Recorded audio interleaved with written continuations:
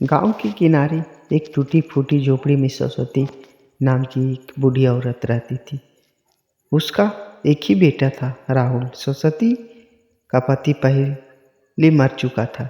घर में कमाने वाला कोई नहीं था, लेकिन सरस्वती का एक ही सपना था, मेरा बेटा पढ़ लिख कर बड़ा आदमी बने। गांव के लोग कहते, अरे सरस्वती, तू खुद भूखी रहती है, इस लड़के को कैसे पढ़ाएगी। सरस्वती मुस्कुराकर कहती, माँ भूखी रह सकती है, लेकिन बेटा अनपढ़ नहीं रहेगा। सरस्वती लोगों के घरों में बर्तन मांजती, झाड़ू लगाती और जब काम नहीं मिलता तो मंदिर के बाहर बैठकर भीख मांगती। जो भी पैसे मिलते वह राहुल के फी में लगा देती। कई बार ऐसा होता कि घर में खाने को कुछ नहीं होता, लेकिन राहुल की किताबें जरूर आती।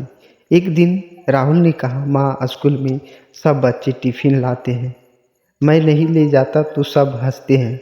सरस्वती ने उस दिन से खुद को खाना छोड़ दिया और राहुल के लिए टिफिन बनाने लगी।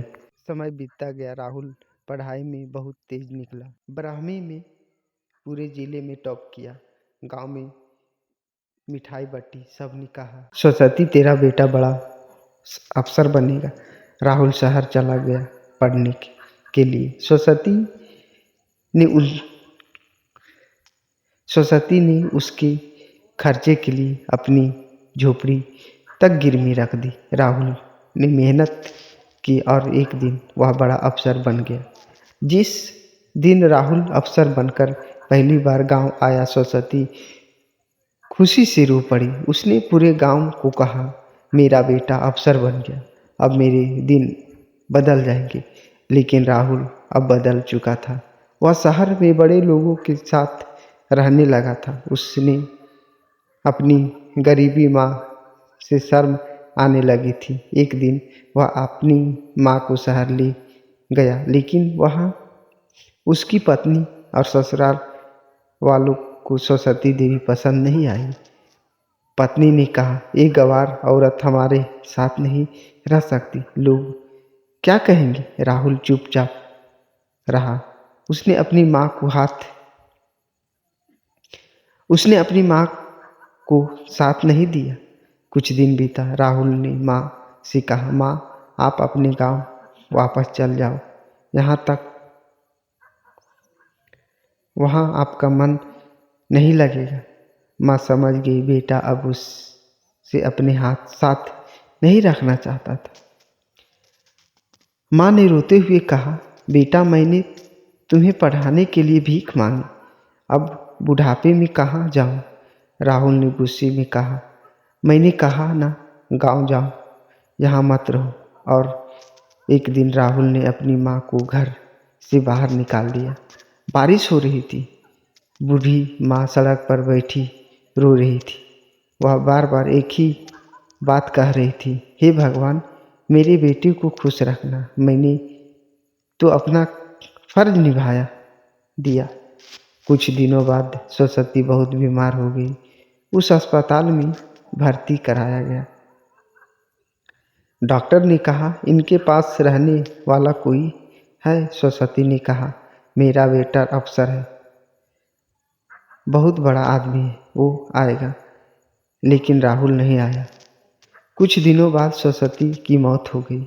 मरने से पहले उसने एक चिट्ठी छोड़ी। जब वह अखबार राहुल को मिली, वह अस्पताल पहुंचा। डॉक्टर ने उसे एक चिट्ठी दी और कहा, ये आपकी माँ उनके लिए छोड़ दी।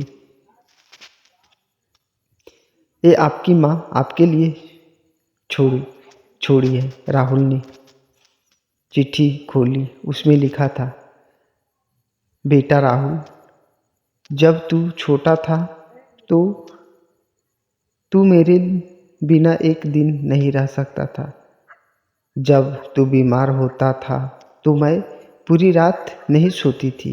मैंने तुझे पढ़ाने के लिए भीख मांगी, भूखी रही, लेकिन तुझे कभी भूख ही नहीं सोने दिया। मुझे तुमसे कोई शिकायत नहीं है बेटा, बस एक बात याद रखना, माँ बाप को कभी मत भूलना, तुम्हारी माँ। चिट्ठी पढ़ते राहुल रो पड़ा। उसे अपनी गलती का एहसास हो गया, लेकिन अब बहुत दूर हो चुकी थी। डॉक्टर ने कहा, आपकी माँ ने मरने से पहले एक और बात कही थी। उन्होंने कहा, मेरे बेटे को कहना मैं उससे बहुत प्यार करती हूँ। राहुल जोर जोर से रोने लगा। वह अपनी माँ के पैरों में गिरकर कहने लगा, माँ मुझे माफ़ कर दो, मैं बहुत बुरा बेटा हूँ। माँ उठो ना, माँ उठो ना।